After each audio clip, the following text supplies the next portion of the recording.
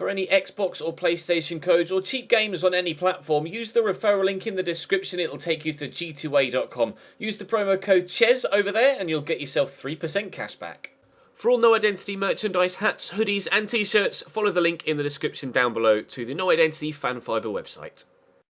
Hey guys, welcome to episode number 30 of the Chelsea career mode here on FIFA 18. This is the traditional season roundup video. We'll have a look at the competitions we were involved in, the competitions that will influence what happens in the Champions League next year, see who won what league in the top 5 European leagues. We'll have a final squad report and see how we matched up against the board objectives as well before we head into season 2. And in actual fact, tomorrow's episode will be not episode 1 of season 2, but episode 1 of the little Brazil in Russia 2018 World Cup mini-series that will be coming your way as of tomorrow for a few days, hopefully as many days as possible, meaning that we can go the full way in the tournament. We have Austria, China and Switzerland in our group, so I'm hoping to get out of that group and win it as well. But so we'll have a look at the competitions we were involved in first. Do drop the video a like and let me know in the comment section what you think I should do perhaps for the upcoming transfer window. Not sure as of this moment in time what we'll have to spend, but we finished second in the Premier League, a full 8 points behind Manchester United, even though we were a lot closer than that with not that many games to go. Unfortunately, it wasn't a strong end to the season for us, but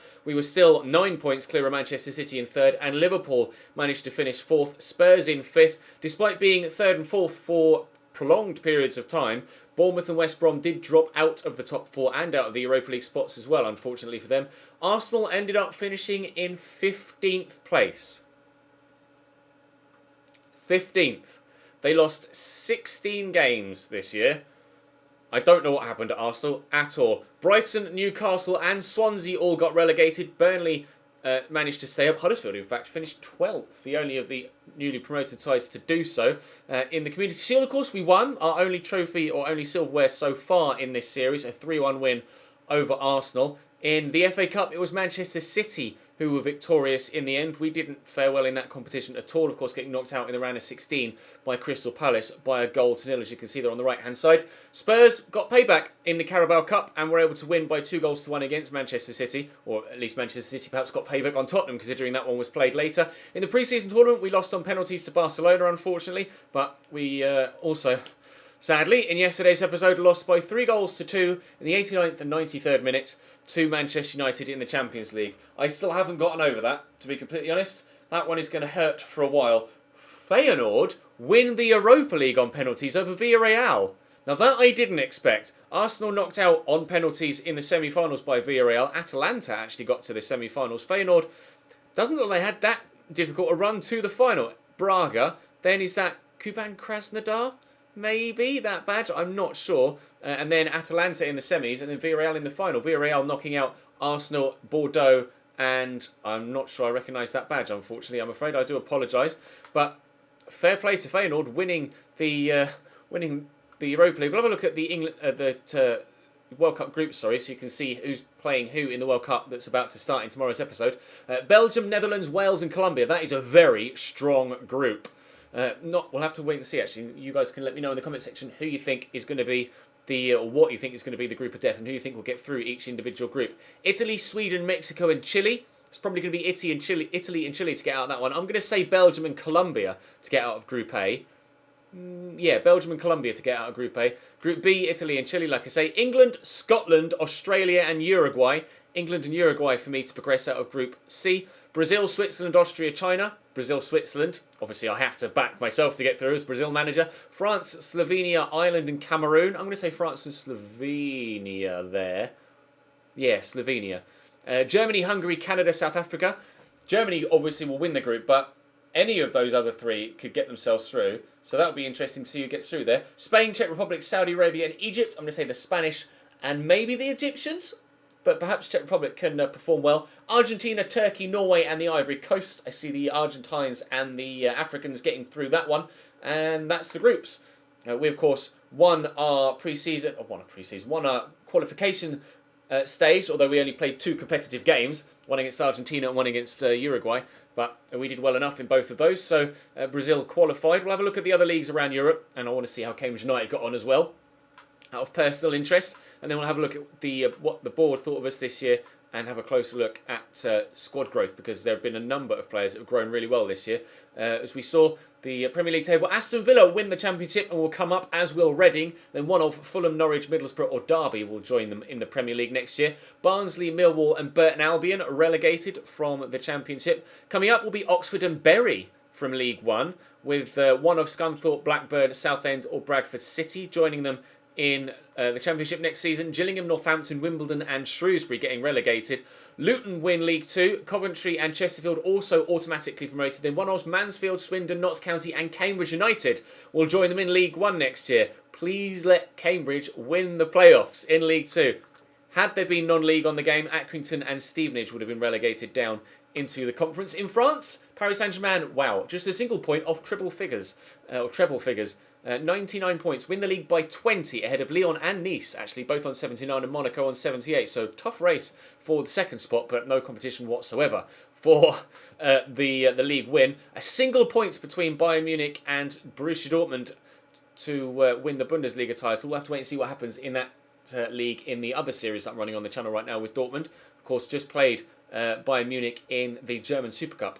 Phenomenal, absolutely incredible German Super Cup final. Wolfsburg finishing third, and Rasenballsport Leipzig level on points and goal difference actually with Leverkusen. So I'm not sure whether it's done on head-to-head or goals scored. If it's goals scored, then obviously it's Leipzig 48 to 44. If it's head-to-head, then obviously Leipzig performed better against Leverkusen in the two games they played in the league. Schalke there in 6th on 56 points, so very tight for the third spot there. In Italy, Inter win the league on goal difference ahead of Roma, and Juventus only finish third. Now that is a surprise. AC Milan in 4th, Napoli in 5th, with Lazio down there in 6th. We'll have a look, see how things went in Spain, and then have a quick final, do the double. They won the Eredivisie as well as winning the Europa League. Congratulations, Feyenoord. That is a hell of a season for you. Portugal, Sporting Lisbon win. In Russia, it's Zenit St. Petersburg. In Scotland, it's Celtic by a single point from Rangers. Very close there. And Real Madrid win the league in La Liga by 9 points ahead of Barcelona. Atleti in 3rd. Villarreal 4th. Sevilla down in 6th. Valencia down in 8th. With Athletic Club sandwiching in between them in 7th. So what did the board think of us this year? Only 76 as our manager rating. Have a look in the office. The finances, we made a profit of 245 million this year. Obviously, financially, not really that important here to Chelsea. I've got £1 million in my wage budget, apparently. Not really too sure why I had £1 million there, but we've got a £60 million budget at present, but obviously that will change for when we go into the new season. Well, the board thought of me, though. Overall objectives for the season: within 2 seasons, increase the club worth by 10%. We did that. We, of course, sold over £176 million worth of shirts too. Youth development-wise, I still need to complete that. It says play them in 5 matches, either as part of the starting 11 or as a sub. I'm pretty sure that...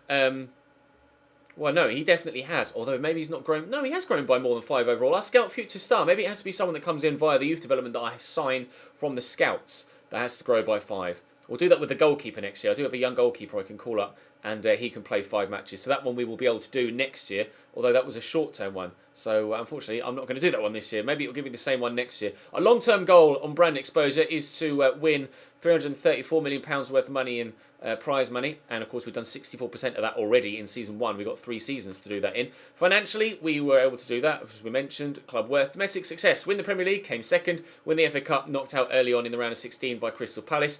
And win the Champions League. And unfortunately, of course, as you saw yesterday, we lost in the final, sadly. So only 76 as our manager rating, but it's an encouraging season. There's definitely stuff to be worked on. But it's an encouraging season. So how did everybody get on with regards to their overall growth this year? Thibaut Courtois is up 1 to 90, one of the world's best. Willy Caballero will actually be leaving me, as will Delat as well. Both goalkeepers leaving me, contracts expiring. Actually, Caballero, did he agree with someone? I don't think he did. Contract expiring in 1 month, as you can see there, for Delat as well. I have a young goalkeeper, like I say, in my youth squad that I can call up. Actually, let's switch to the stat screen. Victor Moses, he's up 1 this year.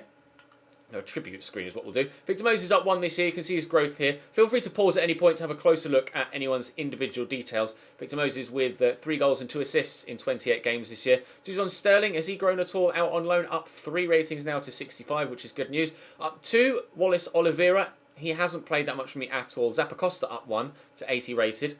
I'm not sure what I'm going to do in the transfer window in the summer at all, but we have the period of the World Cup to be able to think about that. Jake Clark-Celta up 3 to 64 rated. He's now 20. Matt Miazga up 2 to 75, which is good news. I'm probably going to sell him on next year. Kenneth Omoruo, similarly, probably going to sell him on next year as well. Growing nicely up 2 to 74. Thomas Callas, probably going to sell him too, I'm afraid, on loan at Fulham, although that might be a 2-year loan deal. Kurt Zuma's up 2. We brought him back, of course, from being out on loan at Stoke and did very well for me when coming back. 34 games played, although some of those were for Stoke, of course. Trevor Chalobah actually did all right, to be fair. Filled in as and where was needed. Azpilicueta, despite missing a period with injury, is up 1 to 86 rated. Tempted to start using him at centre-back and buy a right-back next year. Rather than, I'm tempted to do that. I'm kind of thinking off the top of my head here, but let me know what you think about that potential option. Andreas Christensen, he's up 2 to 83 now. He's growing well and performing very well indeed. 90 stand tackle, he's superb. David Luiz, 86 rated, 31 years of age. Now, I don't know what to do with David Luiz. I could sell David Luiz, move Azpilicueta to centre-back and buy a right-back, because I'd have Azpi and Christensen as my starting, and then Rudiger and Zuma as my backup centre-backs, and then maybe sign a brand new first-team right-back. Something to think about for the summer, because Luiz's stats will start to drop soon, and he did have quite a lengthy injury as well this year. Rudiger's up 1 to 83, which is good. His form was indifferent for me this year. I started off not really being able to get on that well with him, but then he improved slightly. Can play at right-back apparently, although he's not overly fast. 74 acceleration, 78 sprint speed, so I'd rather utilise him at centre-back than at wing-back. Humberto Sanchez is a youngster that got called up from the youth team. Luke Shaw growing well, up 1 to 80 rated. Continue to be my rotation left-back, with Marcos Alonso being my first-team left-back. Pleased with both of them, to be fair. 2 goals and 4 assists for Marcos Alonso this season, 2 assists for Luke Shaw in the rotation spot. Xavi Perez, a youngster that has great potential. He's up 3 this year. All of the youngsters I'll look to send out on loan next season. Timu Bakayoko, 83 rated. He is very good. He's just obviously not going to start ahead of Kante or Isco. But he is very good, Timu Bakayoko. N'Golo Kante up 2 to 89 rated. Waiting for him to break that 90 barrier. 94 slide tackle with 90 stand tackle. Kante, well, he's just Kante. He just is him. He's his own brand of player. Jeremy Boga up 2, out on loan at Birmingham. Will be loaned out or sold again next year. Jacob Maddox will be sold or loaned. Charlie Musonda will be kept at the club and continue to play in a rotation spot. Scored 4 goals for me in 23 games, so fair enough for him. 8 assists as well. So I was actually really pleased with him. Pashalic, not sure what to do with him. Probably going to sell him on. Lewis Baker, I'm going to sell him on as well. Up 2 to 76 rated. Isco, not grown overall, but has got some individual stat improvements. Again, 93 finishing. He hasn't felt like he's had 93 finishing, to be completely honest. 2 goals and 4 assists. And the majority of those coming in the Champions League, and to be fair, not all of them were for me in the Champions League. Marco van Ginkel is another player that will probably get sold on when he comes back from loan. We'll look to other options in the centre of midfield. Danny Drinkwater I'll probably sell as well. Going to be a lot of change in centre midfield, I feel. Carl Scott will go out on loan, similarly with Reece James. Cesc I will sell as well. So there's going to be a lot of outgoings next year. A lot of outgoings, including big ones as well, with Cesc Fabregas and David Luiz. Yeah, we're going to have a lot of money to spend. Kennedy, done well for me this year. How many goals and assists? 3 and 3 in 19 games. Growing well, 74 rated. Sorry, I wish he was 94 rated. Lucas Piazza, and he'll get sold on next year. 24 years of age now, not really good enough. Kylian Hazard will continue to grow, up 8 this year with all the training we've done on him. And he's one of the Hazard trio, so I may even look to bring in Torgan, who knows. Casey Palmer, we'll probably sell him on or loan him back out again. Willian. Sprint speed down 2, agility down 8. His stats are starting to drop. I don't want to let him go, really, but if his stats are going to start dropping, it's going to have to be something we think about.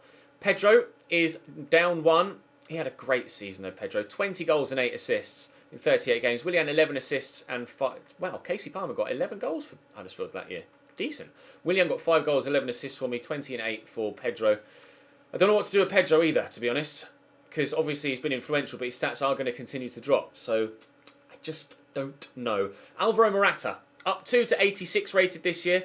Obviously, you saw his goal scoring record a moment ago. 26 goals in 19 games, 16 goals, 15 games in 20, or 15 assists, sorry, in 27 games in the Premier League. Outrageous. Absolutely outrageous season from Alvaro Morata this year. Brilliant. Tammy Abraham did okay on loan at Swansea. Only 3 games played, unfortunately, and no goals scored, but he's growing well enough, so we'll send him out on loan again next year. Michi Batshuayi. Don't know what to do with Michi. There was some call from some to sell him on, but he's got 17 goals and 16 assists in 26 games.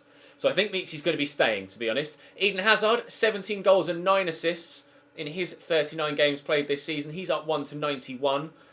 Obviously, he's going to be going absolutely nowhere. Felipe Coutinho's up 2 to 88 rated now. Outrageous player. 20 goals, 21 assists. And there were people telling me that it was a controversial signing. Not in my eyes. He's been absolutely brilliant. Ewan Mason, 11 goals. He's up 13 this year. Up 13. Wow. So hopefully he can continue to grow.